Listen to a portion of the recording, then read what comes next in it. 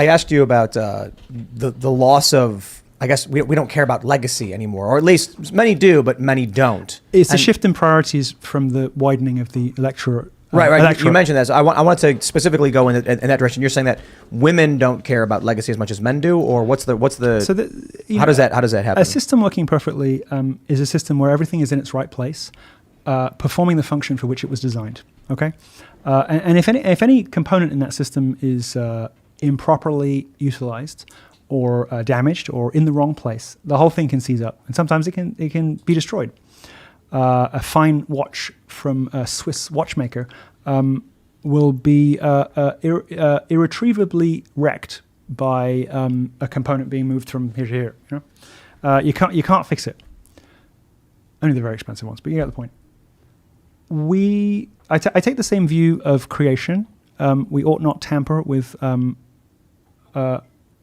the order that has been laid out for us, and there are different, distinct. Equal but different, I suppose people want to say. There are distinct. I don't think they are equal. I think women are greatly venerated and always have been. And when women ask for equality with men, I'm of the view that they are silly in asking for a demotion. What we shouldn't tamper with is the proper order of things. There's a proper order to the physical world, to the natural world, that reflects the heavenly order, that represents the supernatural, that reflects the supernatural, right? It's an echo of it. And when we have men doing things that women should be doing, and women doing things that men should be doing, and when we commingle the definitions of those two things, we risk the whole system falling down. And I think that's what's happening. I think that's what we're witnessing. And Camille Paglia, the feminist critic, says that the one characteristic, an infallible guide to imminent collapse in all great civilizations in the past is an obsession with, she calls it a kind of gender madness, right? Without getting into the subject in a way that would be dangerous, a preoccupation with innovative and sometimes confusing new definitions of things, a sort of confusing of this fundamental natural law. This is the moment at which civilizations lose their way, and they don't last long after that. So I think that it is a man's responsibility to protect and to provide. I think that men go out and create all these extraordinary things ultimately to impress women. When men want to impress other men, they take creatine and work out. That's always for other men. Women don't care about physique so much. That's always for men. Something sort of intrinsically homosexual about that. But when men go out and achieve these great feats, building civilizations, constructing cathedrals, all the rest of it, it's because they want access, they want in, and they want to, it's a romantic project, and it's beneath the dignity of wives and mothers who have a far more important purpose on earth to give them, the petty workings of these political experiments that men have come up with to occupy themselves, to distract them with that stuff, and I don't think it's something that women especially love. I mean, women kind of hint this. They send us subtle indications that this might be the case. You see very often women kind of adopt the politics of their husbands. It's kind of a phenomenon that it's actually more pronounced the more extreme that the husband's politics are. So you have these women who fall in love with like jihadis. And they adopt, radical Islam, and then they go husband surfing because their husbands all, kind of do suicide bombings. They bounce from husband to husband, but they start off, like perfectly normal. Jihad Jane, Jihad Jenny. There's a Samantha Luthwaite. Loads of examples of this. Women who just kind of adopt any politics at all to get the guy, right? And this is their way of telling us that they don't really care. It's just like they have other priorities. They want to feel safe. They want to feel secure. They want to feel loved, provided for, protected. And part of doing that is sparing women from the ugly, baffling, and frankly squalid world of politics, full of opportunists and freaks and inappropriate people. They're all the people who want power, right? The people in politics, and so we suffer them. But you think women shouldn't be in politics? I think that in America, because American men are so utterly pathetic. All talk and no action, that women, I find American women much more impressive than American men, and there are lots of examples of women having to step up where men have left vacuums. I think Marjorie Taylor Greene is an example of that.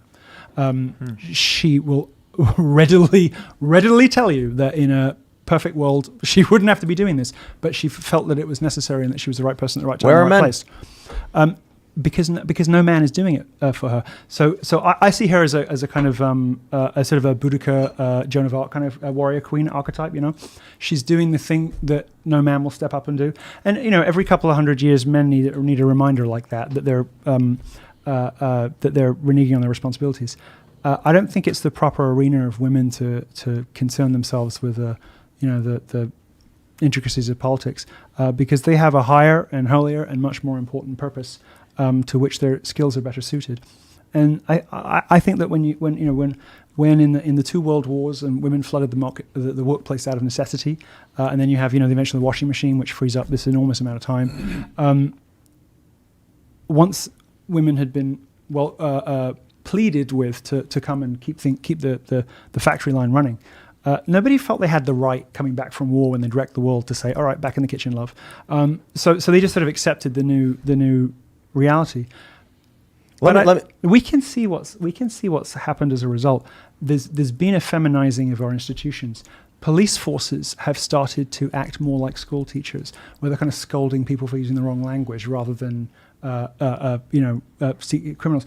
There's all kinds of hints that the priorities, that the mission statements, that the modus operandi of our state institutions and now private enterprises too have changed, and I don't think for the better, as a result of what was missold to women as emancipation and was actually their enslavement. Would you advocate for repealing the 19th Amendment? Absolutely. For those that don't know, it's the women's right to vote. We owe women an enormous apology for the imposition that we placed on them by this grievous ongoing offence, subjecting them to the ugliness of politics when they should be concerned with raising the next generation and perpetuating the dynasty, which is of course the thing that the man is worrying about, and finds he finds a wife that he believes will be a partner with him in that task. And while he's having these grandiose thoughts and building these extraordinary structures, it's the women that are doing the hard work of raising the next generation. They can't do both. And I think now we've seen, and women are beginning to admit in columns in the Atlantic and elsewhere, that they couldn't do both and they wish they'd done the other one. Why do you think this is happening? I mean, there was a big push by the industrialists, individuals like David Rockefeller, that wanted to, of course, make sure wages were lowered, make sure that there was a bigger tax base. Mm-hmm. There was a political push, a psychological push, but there's also a biological push. If you look at men, their grip strength is going down. Women's grip strength is going up. Men's testosterone is going down, their sperm levels are going down, reproduction rates are going down, family units are going down.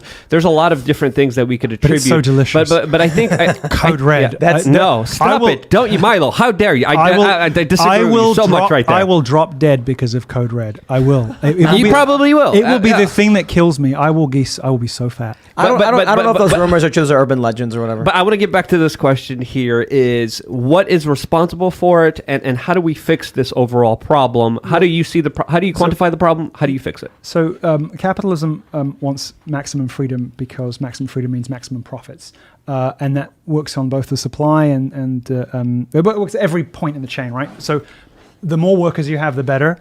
The more people who can work, the better, because the more diverse a workforce is, the less likely they are to unionize, which is why big business is in favor of diversity, because it makes their workforces easier to abuse and to manage.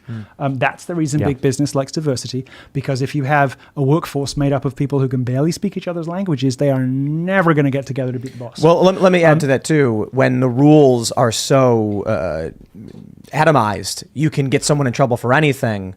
Anybody who is acting out of line, you can say, oh, well, you're violating this provision. This, I believe, is a manifestation of a frustrated maternal instinct from women who should have had children and didn't. And it's become a sort of, it's become this kind of out-of-control, turbocharged policing of others, this attempt to impose order on the world. I lay the blame for this at the feet of men, who, it's the job of a husband to establish the parameters within which his family will operate. These are the things that I will accept, and these are the things that I will not accept.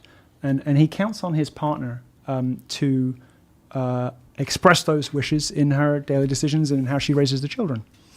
Well, men haven't been doing that for a really long time. And the result has been anarchy. And not just chaos, but like true epistemological anarchy. They're like multiple fact universes in America now. There are people who believe completely different pictures of what they think is objective reality, right? Because instead of politics being the art of the possible grounded in reason, now we have competing narratives. And these narratives are completely factually divorced from one another, and in most cases from reality themselves as well.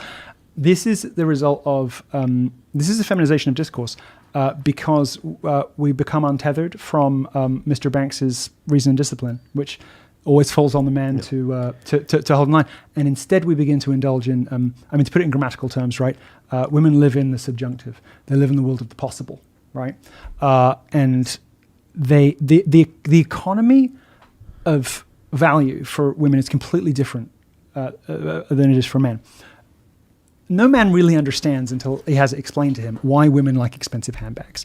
It's like, why do you want this thing that costs $5,000? It's not worth $5,000. Everybody knows it's not worth. What he doesn't understand is that the price point is part of the feature set for a woman, because when she exhibits this handbag to others, she's signaling that she has snagged a high status husband, that she's secure, that she's safe, and that she's part of an ongoing and secure dynasty that will outlive her, and that she has acquired a secure and enviable position in the social pecking order. And that social pecking order, is a preoccupation of the parish, scolds of popular legend.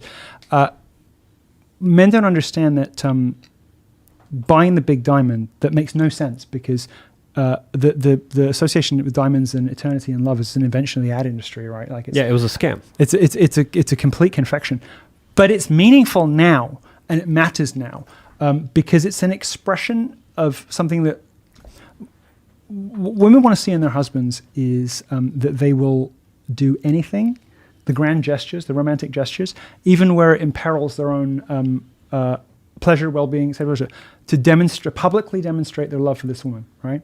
And then they want to build a home with a man who they don't necessarily always agree with, but they always admire and respect. And the deal is, I'll do what you say, even when I don't agree with you, because I respect and admire and trust you enough to let you set the parameters for the household. Yeah. When men fail in their duties to set those parameters, women expand endlessly with no limits, and we see that in HR departments. I mean, the reason that people like me can't get podcast deals is that the ad sales department is entirely feminine. It's 100% women, and so the vice president will be like, "I love you. I just can't get these women to sell you to advertisers because they're going to come up with a bunch of reasons why you're whatever." The economy of value is so completely different, and when people stray into areas that are not their proper domain, and that could be a husband interfering in something that happens domestically, or it could be a woman in a conventionally male sphere, it's a trap. It's an illusion. It seems at first like freedom and emancipation, but actually it is enslavement. Yeah.